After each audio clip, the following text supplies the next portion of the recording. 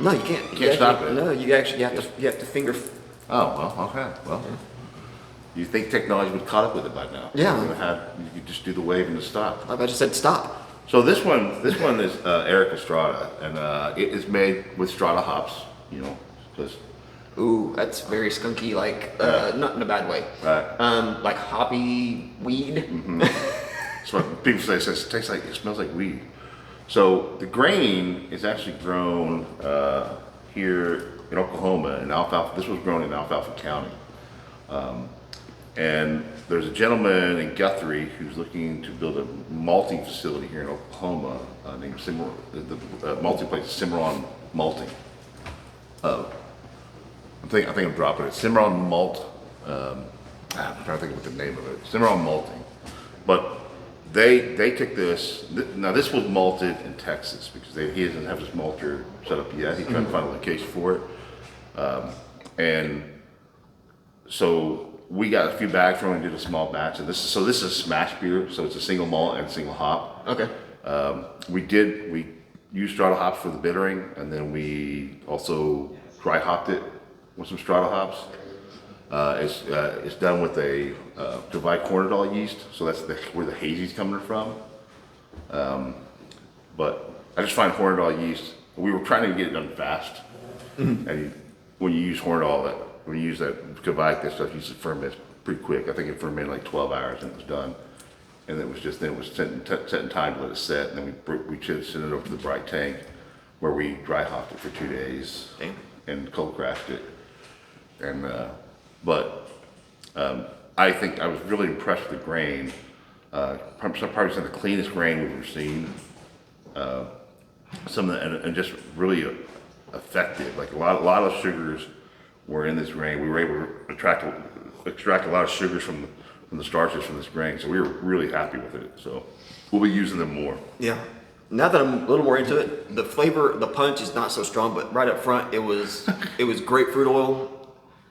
It wasn't really too sweet. I like that it's not too sweet, but it's got that whole mouth dryness that's not excessive, but it's kind of actually enjoyable because every time you get a drink, It goes away, and it's just kind of an ongoing thing.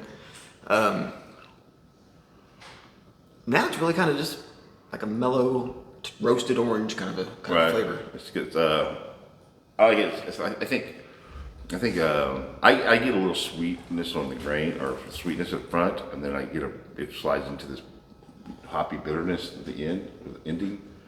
But yeah, a little dry, so your mouth, you just ready for the next drink. But, yeah, and the carbonation, that's beautiful. I love a good creamy head. Right, and that just means the grains. My wife's looking at me now. The grains are.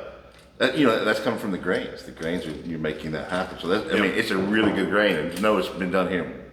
Was grown here in Oklahoma. I was like, dude, that's even better. We're looking forward to working with them more and having doing some more beers with them. So we actually got one now that we brewed with their grain. We did a cream ale.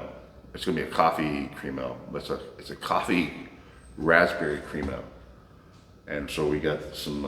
We just put the beer on the coffee beans today. It's set for 2 days, and then we'll take them off and then start carbonating and moving into tank. Or moving into the keg. So it may be ready next week, actually.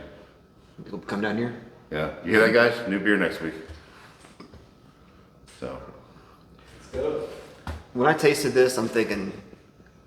I didn't honestly hear him say what the ABV was, but it's 5.6%. It's tasting like a mid-6. Light beer, man.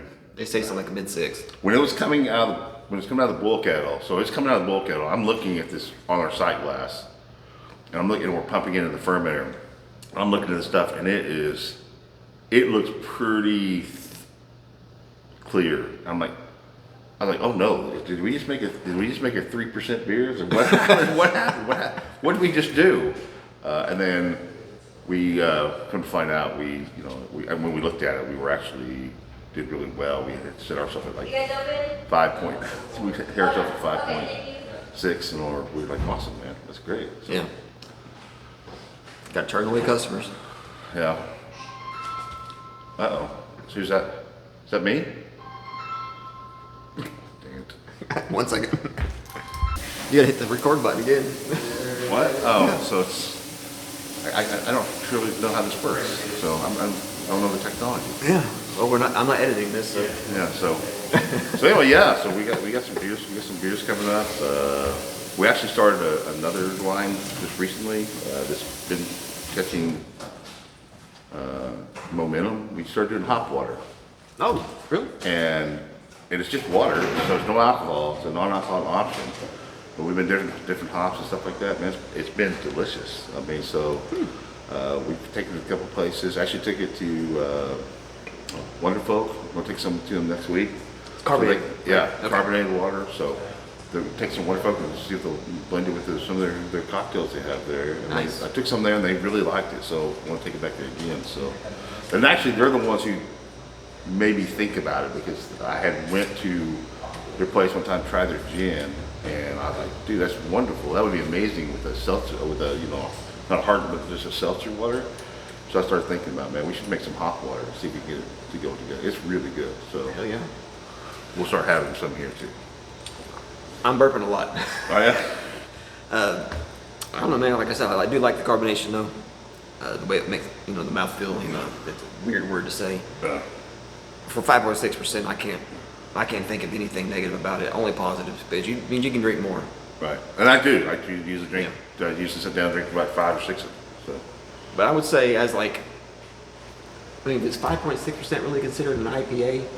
Oh yeah, it's an IPA. It's 58. It's 58 IBU. Oh, it does say session. Yeah, so this is session IPA. Yeah, honestly, that's probably the most flavor I've gotten out of a session IPA. Right. It really is. So I'm gonna say 10 because it's like I said.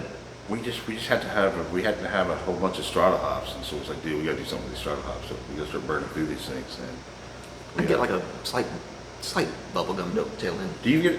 I get with Strata hops. I kind of get a slight menthol taste. I was just saying Mint, like a menthol. Yeah, I was like, I kind of get that when I used to get Strata hops in the beer.